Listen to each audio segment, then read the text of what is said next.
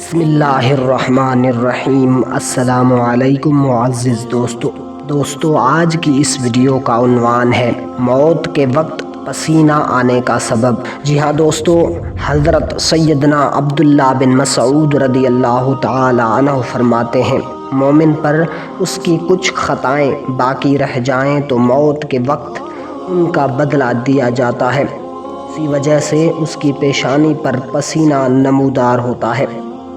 حضرت سیدنا عقبہ بن قیس رحمۃ اللہ تعالی علیہ اپنے چچا زاد بھائی کے آخری وقت میں ان کے پاس گئے تو ان کی پیشانی پر ہاتھ پھیرا، دیکھا تو پسینہ نکل رہا تھا۔